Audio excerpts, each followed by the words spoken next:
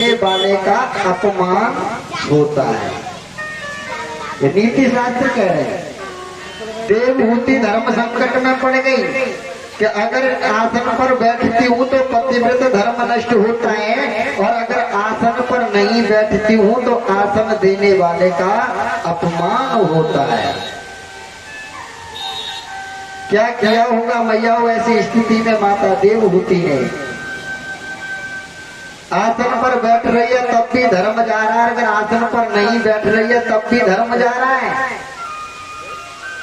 तो मैया माता देवहूति ने क्या किया कि जो कर्दम ऋषि ने आसन दिया था, उसके पति ने जो आसन दिया था, उस आसन पर सीधे हाथ की हथेली को टेक लिया और आसन की बगल से बैठ गई, जिससे बैठना भी हुआ और नहीं भी बैठना हुआ। आज कर्दम ऋषि जान गए कि जो अपने इतने नियम का पालन कर रही है, जो मेरी परीक्षा में पास हो गई। कर्दम ऋषि ने भी परीक्षा लेने के लिए आसन डाला था।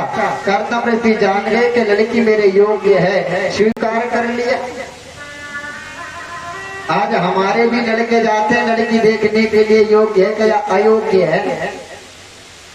आज हमारे भी लड़के जाते हैं, लेकिन कर्दम ऋषि ने लड़की के चरित्र को देखा था, चित्र को नहीं देखा है। लेकिन आज हमारे लड़के जाते हैं तो चित्र को देखते हैं, चरित्र को नहीं देखते। केवल चित्र देखा, बढ़िया सुंदर है, खूबसूरत है, लेकिन ये नहीं देखा कि अंदर क्या भरा हुआ है। रामायण पढ़ती है कि नहीं, गीता पढ़ती है कि नहीं, व्रत करती है कि नहीं करती है, अपने से बड़ों का आन मान सम्मान रखती है कि नहीं रखती है, नहीं देखते। बल्कि ये कहेंगे बोले मेरी 5 फुट की हाइट है तो 4.5 में नहीं चलेगी, बराबर की होनी चाहिए लंबाई में। तो भले ही माँ बाप रोटी नहीं दे, लेकिन इंग्लिश फुल रख रही होनी चाहिए। मेरी बराबर पढ़ी लिखी हो, माँ बाप दे या ना दे। हम लोग केवल चरित्र चित्र देखने के लिए जाते हैं, चरित्र नहीं। लेकिन मैं युवा भाइयों से कहना चाहूंगा, भैया अगर चित्र खराब है, यदि चित्र खराब है तो संसार में नमक ब्यूटी पार्लर खुल गए हैं, नमक डिस्टेंबर की दुकान खुल गई है। अगर चित्र खराब है तो डिस्टेंबर की दुकान पर ले जाकर के पुताई करवा दोगे तो ब्लैक एंड व्हाइट भी रंगीन हो जाएगी पैसे से। अगर चरित्र खराब है तो पैसा देकर के चित्र को सुधारा जा सकता है। लेकिन प्यारे यदि चरित्र खराब है तो जिंदगी भर की पूंजी लगा देना, चरित्र को सुधार नहीं सकता। अगर जीवन में देखना है तो चरित्र देखिएगा, चित्र नहीं। पैसे से चित्र सुधर सकता लेकिन चरित्र नहीं सुधर सकता। अब तो सब कुछ बदल गया क्या है। कर्दम ऋषि ने देखा योग्य है, गुणवान है, बड़ों का आदर सम्मान करना जानती है, अपना लिया। मनु महाराज अपनी बेटी को सौंप करके चले जाते हैं। आज कर्दम ऋषि देवहूति को लेकर के, अपनी पत्नी को लेकर के कुटिया में प्रवेश पाया। छोटी सी कुटिया बनी हुई है और उस कुटिया में मैया लाखों बिल्कुल नीचे बने और कुटिया में हजारों घोंसले ऊपर बने हुए हैं। माता देवहूति ने जैसे ही देखा कि कुटिया में लाखों बिल नीचे हजारों घोंसले ऊपर बने हुए हैं, पूछने लगी, बोले स्वामी एक बात पूछो? बोले पूछो। बोले ये बताओ तुम कहाँ रहते हो? ऐसे कुटिया में लाखों बिल बने हैं, ऊपर घोंसले हैं, तुम कहाँ रहते हो उस कुटिया में? बोले देवी जो 1.5 फुट का आसन लगा हुआ है ना, उस 1.5 फुट के आसन में मैं रहता हूँ। आज जैसे देवहूति ने देखा कि मेरे पति का इतना बड़ा त्याग, इतना बड़ा धर्मात्मा, आज आनंदित तो होने लगी, प्रसन्न हुई।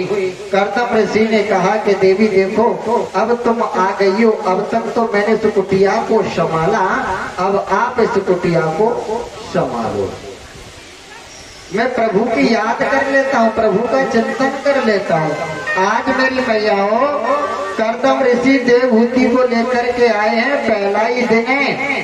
आज देवहूति तो कुटिया में प्रवेश पा जाती है और कर्दम ऋषि कुटिया से बाहर आकर के प्रभु का ध्यान करने लगे। और प्रभु के ध्यान में जब बैठे तो सुखदेव स्वामी कहते हैं कि राजन परीक्षित आज कर्दम ऋषि को तपस्या करते करते 10,000 वर्ष हो गई, लेकिन समाधि नहीं खुली। अब सोच करके सोचो मेरी माताओं कि जो पत्नी शादी होकर के तुरंत आई और उसका पति समाधि में बैठ गया हो, 10,000 वर्ष हो गई, क्या वो पत्नी रुकी होगी? आपकी बुद्धि के अनुसार तो नहीं रुकी होगी। क्यों? क्योंकि आज की नारियां ऐसी रह गई हैं कि पति के जीवन में दुख संकट आया तो छोड़ करके मायके में चली जाती हैं, लेकिन कर्दम ऋषि की पत्नी देवहूति ऐसी नहीं थी। जब कर्दम ऋषि समाधि में बैठे, देवहूति अति प्रसन्न हुई। मेरी मैयाओं, ना खाने की व्यवस्था है ना पीने की व्यवस्था है। आज वो माता देवहूति पति को छोड़ करके मायके नहीं गई, मायके नहीं गई, पति के साथ रही। क्यों? क्योंकि देवहूति जानती है कि शादी के बाद यदि मेरा धर्म और मेरा घर कहीं पर है तो वो केवल अपने पति के चरणों में है, सुख कहीं पर है तो पति के चरणों में है, नहीं छोड़ा। अब तो मेरी मैयाओं खाने के लिए कुछ भी नहीं है, जो भी जंगल में कोई फल मिल जाता है तो खा लेती है, नहीं मिलता तो सूखे पत्ते खा लेती है, और यदि पत्ते भी नहीं मिलते मैयाओं तो पानी पी करके अपना समय व्यतीत कर देती है। धन्य ऐसी नारी के लिए सुबह शाम पति के शरीर को गीला कपड़ा करके पोंछती है, साफ करती है, 2 पत्ती अगरबत्ती लगाती है, पति के चरणों में बैठी रहती है, सेवा करती है। पति को छोड़ करके नहीं गई, त्याग नहीं किया, बैठी रही। और जब समाधि खुली है तब तक कहते हैं श्रोताओ, मैया देवहूति का जो शरीर था ढाकर के समान हो गया, पिंजरा बन गया। एक एक नस एक एक हड्डी गिन लो। और जैसे कर्दम ऋषि की समाधि खुली देखा, पूछने लगे देवी तुम कौन हो? कर्दम ऋषि पूछ रहे देवी तुम कौन हो? अब सोच करके सोचो कि अगर पत्नी से ही पूछा जाए कि तुम कौन हो, है? कितना दुख होगा। आज मैया देवहूति से जैसे पूछा गया कि तुम कौन हो, मैया देवहूति सोचने लगी, बताओ मेरे पति ही मेरा परिचय पूछ रहे हैं। कहने लगी बोले भगवान आप याद करो, आज से कुछ वर्ष पूर्व मेरे पिता तुम्हारे हाथों में मुझे सौंप करके गए थे, मैं तुम्हारी पत्नी देवहूति हूँ। कहने लगी देवी जब मैं समाधि में बैठ गया था तो तुम अपने मायके में चली जाती, पिता के घर चली जाती, इतना दुख क्यों सहन किया? देवहूति कहने लगी कि स्वामी अगर माता पिता इतने पालन पोषण करने वाले होते तो तुम्हारे हाथों क्यों सौंपते? और जब मेरे माता पिताओं ने तुमको सौंप दिया है तो मेरा कर्तव्य है कि तुम्हारे सुख और दुख में हमेशा साथ रहना। ये नहीं कि पति के सुख में तो साथ रहे और दुख में साथ छोड़ दे, ये नारी का कर्तव्य नहीं है, धर्म नहीं है। हर क्षण पति के साथ सुख में दुख में हमेशा नारी को साथ देना चाहिए। आज कर्दम ऋषि कहने लगे देवहूति बताओ तुम क्या मांगना चाहती हो, मैं तुमसे प्रसन्न हूँ, मांगो। तो देवहूति ने कहा बोले भगवान शादी हो जाने के बाद में पत्नी की केवल एक लालसा होती है। बोले क्या? बोले संतान की, बोले संतान चाहिए। आज कहते श्रोताओ कर्दम ऋषि देवहूति को लेकर के सरोवर में डुबकी लगाते हैं तो माता देवहूति 16 वर्ष की हो जाती हैं और कर्दम ऋषि 21 वर्ष के हो जाते हैं। धीरे धीरे समय बढ़ने लगा। आज अपने पतिव्रत धर्म का पालन किया माता देवहूति ने, अपने चरित्र को निभाया। तो सुखदेव स्वामी कहते हैं कि राजन परीक्षित माता देवहूति के गर्भ से 9 कन्याओं का जन्म हुआ जिनको हम लोग नवदा भक्ति कहते हैं। 9 कन्याएं प्रकट हुई माता देवहूति के गर्भ से। आइए जब तक स्वागत चल रहा है जब तक कोई छोटा सा भजन गाएंगे। श्री कृष्णा के नर्तन फिर ना मिले गो। पानी वाले जल्दी से पानी पिला देंगे, बंद हो जाएगा पानी पिला करके। पानी वाले पानी पिला के तुरंत बंद होंगे, जब तक स्वागत हो रहा है तब तक स्वागत चल रहा है, जब तक पानी पिला दें। श्री हरि के नर्तन मिले गो पान चौगठरिया प्राणी पागे गो नर्तन मिले गो पान के गठरिया प्राणी पागे गो नर्तन मिले गोर भैया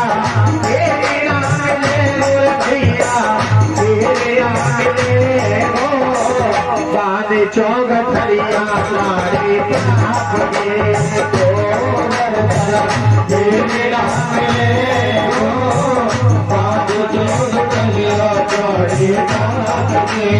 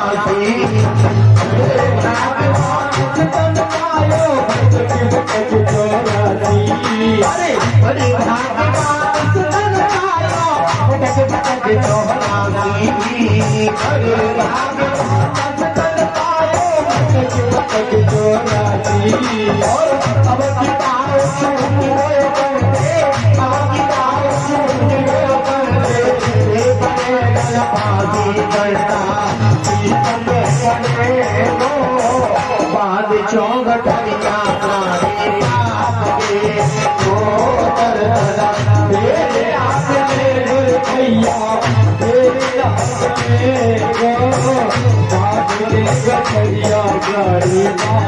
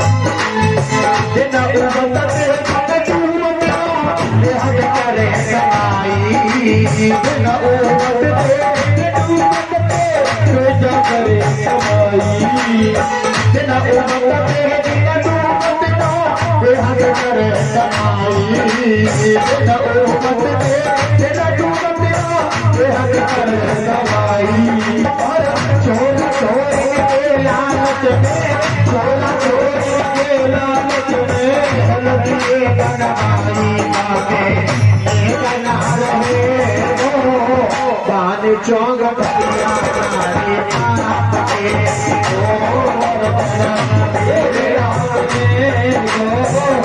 पान के गठरिया प्राणी पागे।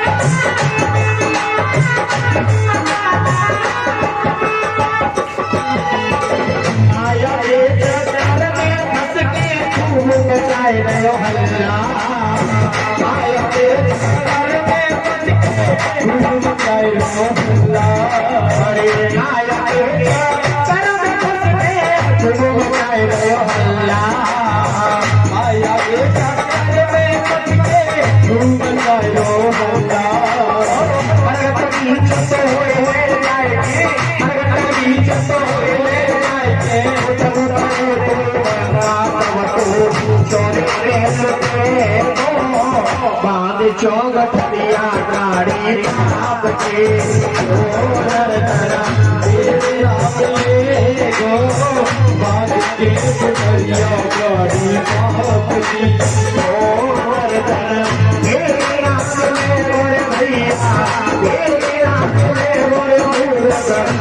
भैया चौगठरिया प्राणी पागे।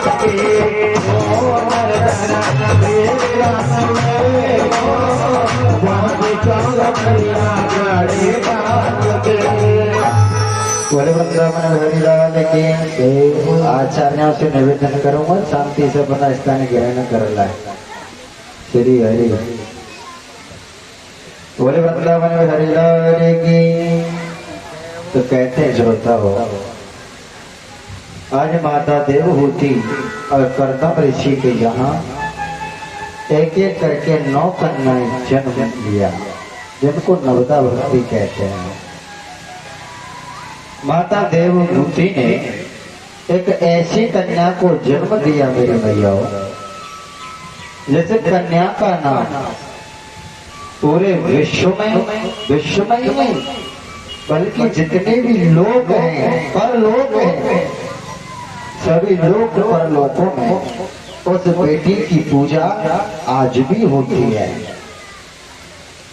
आज भी पूजा होती है उस बेटी की, आज भी लोग उसे सम्मान देते हैं। ऐसी बेटी को जन्म दिया मैया देवहूति ने। उस बेटी का नाम है सती अनुसुईया। जिस अनुसुईया के धर्म को डगाने के लिए श्रोता हो, कालों के काल महाकाल भगवान शंकर पधारे। शक्तियों की महान शक्ति विष्णु भगवान पधारे और सृष्टि के सृजन करता ब्रह्मा जी। विचार करके देखो कि एक विष्णु के पलक झपकने से सृष्टि लय पड़ने सरकार हो जाती है। आज ऐसी महान शक्ति कालों के काल महाकाल भगवान शिव ब्रह्मा जी तीनों मिलकर के गए हैं, तो कितनी बड़ी शक्ति हो गई। विचार करो, इतनी महान शक्ति, तीनों शक्तियां मिल गई तो महान शक्ति बनी। और इतनी महान शक्ति भी एक बेटी के धर्म को नहीं बिगाड़ सकी। क्या था मैया अनुसुईया के पास, क्या था मैया देवहूति के पास? ना तो उन्होंने कोई व्रत किया था, ना कोई और उपासना की, ना गोवर्धन की परिक्रमा लगाई, केवल अपने पति की परिक्रमा लगाई और पति को परमेश्वर मान करके पूजा। केवल इसी से उनके यहाँ उनका नाम, उनका यश, उनकी कीर्ति आज भी वेदों में और शास्त्रों में बड़े गौरव के साथ गाई जाती है। तो मेरी मैयाओं से यही कहना है, नारियों से यही प्रार्थना करूंगा कि माताओं ऐसे कर्म करो, ऐसे आचरण करो।